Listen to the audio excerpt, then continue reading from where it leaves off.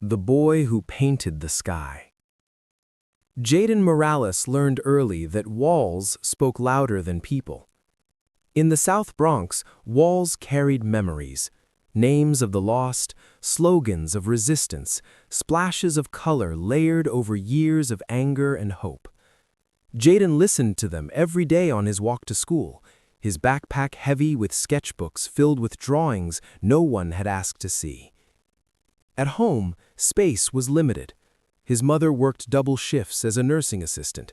His younger sister slept in the same room. There was no quiet place to paint, no money for canvases. So Jaden used what he had. Discarded plywood, cracked brick walls, broken fences, leftover paint cans scavenged from construction sites. At night, after homework and dishes, he painted.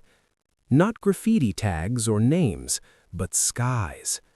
Skies filled with birds breaking free from cages, skies bursting through ceilings, skies so wide they made buildings feel small. People noticed, but not always kindly. "That won't pay the bills," his uncle said. "You should learn something useful," a teacher advised. "Stop wasting your time," strangers muttered as they passed. Jaden nodded. He always nodded.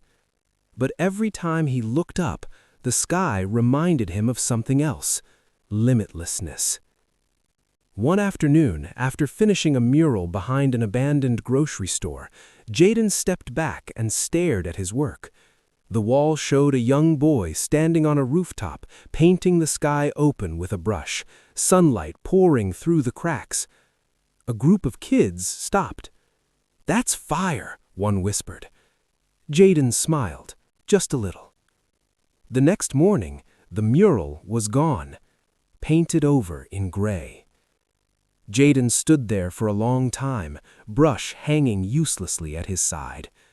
Something inside him cracked, not loudly, but deeply. That night, he almost didn't paint.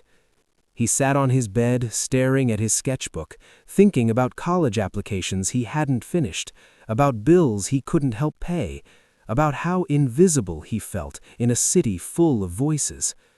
"What's the point?" he thought. Then his sister wandered in. "Why don't you paint anymore?" she asked. Jaden swallowed. "I don't know if it matters." She looked at him seriously. "It matters to me." That was enough. The next weekend, Jaden found a new wall, larger, more exposed, near a busy train station. He worked in daylight this time, hands shaking, heart racing. Every stroke felt like a risk. People stopped. Some watched. Some laughed. One man shouted, "You think that's art?" Jaden didn't answer. He painted anyway. This mural was different. It showed a city with no roofs, buildings opening upward into a massive painted sky, filled with color, possibility, and light.